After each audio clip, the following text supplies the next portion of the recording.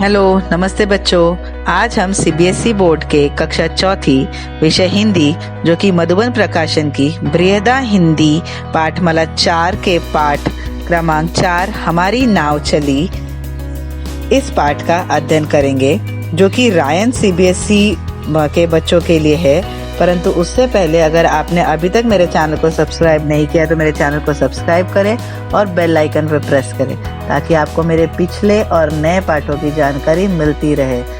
पाठ को समझने के लिए वीडियो को अंत तक देखें और वीडियो पर लाइक, शेयर और कमेंट ज़रूर करें। तो चलिए कविता हमारी नाव चली, इसकी शुरुआत करते हैं। इसके लेखक एसपी खत्री जी हैं। इस कविता का पहले हम गायन करेंगे और फिर उसके पश्चात अर्थ समझेंगे एक एक पंक्तियों का। आओ भैया तुम्हें सुनाए सुंदर एक कहानी, मगर नहीं राजा रानी की पर है बहुत पुरानी।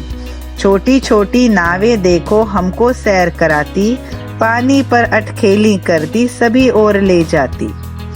कुछ पुरखे थे बस हमारे, नदियों के ही तीर, कंद मूल फल खाकर जीते पीते निर्मल नीर। सोचो तो जब नाव नहीं थी तब हम क्या कर सकते, लंबी लंबी गहरी नदियां कैसे पार उतरते। लड़के खेला करते थे नित बैठ नदी किनारे, तैर कभी कुछ पार उतरते कुछ रहते मन मारे। एक खिलाड़ी लड़का आया लिए पेड़ की टहनी, जोर लगा पानी में फेंकी रही तैरती टहनी। हुआ अचंभा सबको बेहद, टहनी जरा न डूबी, इधर उधर मंडराती जाती यह थी उसकी खूबी। लड़के सब हो गए इकट्ठे करने को खिलवाड़, लगे फेंकने लंबी शाखे पीपल हो या ताड़। वे सब के सब रहे तैरते बड़े मौज से बहते, लड़के उनको देख खुशी से आपे में क्या कर रहते। पानी पर क्या तैर सकेगी मोटी लकड़ी भारी, बड़े पेड़ का तना काटने की हुई तब तैयारी। रहा तैरता बड़ी शान से बड़े पेड़ का लट्ठा, उसके बाद गया तराया बड़े तन का गट्ठा। बनने लगी तभी से नावें छोटी बड़ी हमारी, पानी से क्यों डर लगता विजय हुई थी भारी। सागर हमने जीत लिया है छूट गया डर सारा, चले चीरता उसकी छाती बड़ा जहाज हमारा।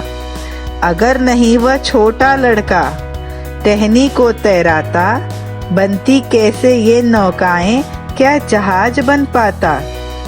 तो बच्चों इस कविता का अर्थ समझते हैं। इस कविता में कवि ने एक छोटे से बच्चे ने पानी में एक टहनी फेंक नाव बनाने की प्रेरणा दी थी और उस प्रेरणा पर ही ये कविता आधारित है। तो आइए एक एक पंक्तियों का अर्थ समझते हैं कि कवि इन कविता में क्या कहना चाहते हैं। आओ भैया तुम्हें सुनाएं सुंदर एक कहानी, मगर नहीं है राजा रानी की पर है बहुत पुरानी। कवि कहते हैं कि आओ बच्चों तुम्हें एक कहानी सुनाता हूँ जो कि राजा रानी की नहीं है फिर भी बहुत पुरानी है। छोटी छोटी नावें देखो हमको सैर कराती, पानी पर अटखेली करती सभी ओर ले जाती। कवि कहते हैं छोटी छोटी नावों को देखो, वो पानी पर किस प्रकार से सैर हमें कराती हैं और पानी पर वो कैसे अटखेली करती हैं और हमें सभी ओर ले जाती हैं। बच्चों आपने भी कभी नाव पर बैठे होंगे और पानी नदी पार किया होगा तो आप देखते होंगे कि किस प्रकार वो हिलती डुलती नाव धीरे धीरे पानी पर अटखेली अर्थात खेल इठलाते हुए चलती है और हमें सैर कराती है। कुछ पुरखे थे बसे हमारे नदियों के ही तीर, कंदमूल फल खाकर जीते पी निर्मल नीर।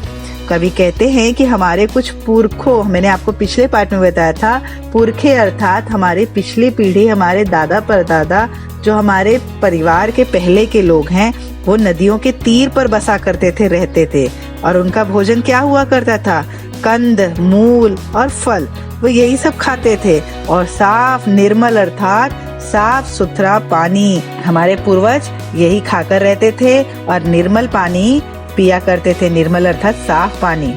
सोचो तो जब नाव नहीं थी तब हम क्या कर सकते, लंबी लंबी गहरी नदियां कैसे पार उतरते। बच्चों, आज हमें अगर नदी पार करना होता है तो हम नाव से न पार करते हैं, लेकिन अगर कभी वो कहते हैं कि अगर सोचो कि नाव अगर नहीं होता तो हम इस लंबी लंबी नदियों को, गहरी गहरी नदियों को कैसे पार करते। लड़के खेला करते थे नित बैठ नदी किनारे, तैर कभी कुछ पार उतरते कुछ रहते मन के हारे। तब क्या होता था, नदी किनारे बच्चे खेलते थे और जो हिम्मत वाले थे, जिनमें हिम्मत थी, वो नदी में उतर कर तैरते थे, और जिनमें जो मन के हारे अर्थात जिनमें हिम्मत नहीं था, और वो क्या करते, वो नदी किनारे बैठे रहते। एक खिलाड़ी लड़का आया लिए पेड़ की टहनी, जोर लगा पानी में फेंकी रही तैरती टहनी। तभी वहां पर एक लड़का आया जो उनके साथ खेलता था। वह अपने हाथ में एक टहनी अर्थात लकड़ी का टुकड़ा, जो पेड़ डाली का टुकड़ा था, वह उसने क्या किया, खेल खेल में जोर से पानी पर फेंका। तो लेकिन पानी में वो लकड़ी डूबी नहीं, वो पानी पर तैरती रही। सब बच्चों को लगा कि अगर हम पानी में जाते हम डूब जाते हैं पत्थर, लेकिन लकड़ी क्यों नहीं डूबी। हुआ अचंभा सबको बेहद, टहनी जरा न डूबी, इधर उधर मंडराती जाती, यह थी उसकी खूबी। उन सब बच्चों को आश्चर्य होने लगा कि अरे ये लकड़ी डूबी क्यों नहीं, ये तो इधर उधर बहती हुई तैरती हुई जा रही है। लड़के सब हो गए इकट्ठे करने को खिलवाड़, लगे फेंकने लंबी शाखें पीपल हो या ताड़। अब उन्हें ये देखकर बड़ा मजा आया कि अरे ये तो लकड़ी की टहनी डूबती नहीं है, ये तैरती रहती है इधर उधर। अब उनके मन में खिलवाड़ अर्थात खेल एक सूझा, और उन्होंने क्या किया, बड़ी बड़ी टहनी शाखें पेड़ के तोड़े, चाहे पीपल के पेड़ का हो चाहे ताड़ का हो, और उन्होंने उसके साथ खिलवाड़ करने लगे। कैसे, वे सबके सब रहे तैरते बड़े मौज से बहते, लड़के उनको देख खुशी से आपे में क्या रहते। उन्होंने क्या किया, एक एक टहनियों को, एक एक शाखों को लिया और वह पानी में तैरने लगे और खुद भी खेलने लगे, मौज करने लगे। और सारे बच्चे एक दूसरे को देखकर आपे में कहाँ रहेंगे, वो सारे बच्चे खेलने लगे। पानी पर क्या तैर सकेगी मोटी लकड़ी भारी, बड़े पेड़ का तना काटने की तब हुई तैयारी। बच्चों के मन में आया ये तो छोटे छोटे टुकड़े हैं, क्या बड़ा मोटा लकड़ी पानी पर तैर सकेगा। यही देखने के लिए अब बड़ा तना काटने की बच्चों ने तैयारी कर दी, ताकि वो देख सके कि नदी पर वह तना तैरता है या नहीं। रहा तैरता बड़ी शान से बड़े पेड़ का लट्ठा, उसके बाद गया तैराया बड़े तने का गट्ठा। तब जब बच्चों ने छोटे छोटे तने को शान से तैराया था, उसके बाद बड़े तने का गट्ठा भी तैराया। तब क्या हुआ बच्चों, बनने लगी तभी से नावें छोटी बड़ी हमारी, पानी से क्यों डर लगता विजय हुई थी भारी। तब क्या हुआ, उस बड़े से गट्ठे को देखकर बच्चों के मन में, लोगों के मन में ख्याल आया कि हम छोटी छोटी नावें बना सकते हैं और नदी पार कर सकते हैं। और हमने अपने डर पर विजय पार कर लिया, पानी से डर लगना लोगों को बंद हो गया। सागर हमने जीत लिया है, छूट गया डर सारा, चले चीरता उसकी छाती बड़ा जहाज हमारा। अब सागर से भी किसी को डर नहीं लगता, अब सागर को भी चीरते हुए बड़ा सा विशाल जहाज आगे बढ़ता रहता है और हम भी उसमें सागर का सफर कर सकते हैं। अगर नहीं वह छोटा लड़का टहनी को तैराता, बनती कैसे ये नौकाएं, क्या जहाज बन पाता। कवि कहते हैं कि अगर वह छोटे बच्चे ने, अगर उस छोटे लड़के ने टहनी का टुकड़ा अगर पानी में नहीं तैराया होता, तो आज क्या नौकाएं बनाने, नाव बनाने या जहाज बनाने की कल्पना हम में आती? बिल्कुल नहीं आती। मतलब उस बच्चे के कारण ही, जो कि टहनी पानी में तैरा रहा था, उसी के कारण नाव और जहाज बनाने की कल्पना आई, और आज उस कल्पना को साकार करके सभी लोग पानी पर आसानी से तैर सकते हैं नाव के द्वारा। बच्चों, आपने भी देखा होगा, बोट राइडिंग की होगी, आप कहीं भी जाते होंगे, तो अगर वो नहीं बनती नाव तो क्या हम कर पाते? बिल्कुल नहीं। तो सारा श्रेय, सारा किसे जाता है? सारा श्रेय उस लड़के को जिसने नदी के पानी में टहनी तैराई थी। शब्दार्थ, अटखेली अर्थात खेल, इठलाकर चलना। पुरखें, पूर्वज। तीर, नदी का किनारा। कंद, गांठदार जड़। निर्मल, साफ। नीर, पानी। अचंभा, हैरानी। खूबी, गुड़।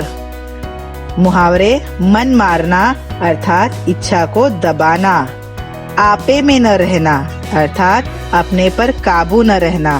तो देखा बच्चों किस तरीके से इस बच्चों के द्वारा नाव की खोज हुई। उम्मीद है आपको ये कविता स्पष्ट हो गई होगी।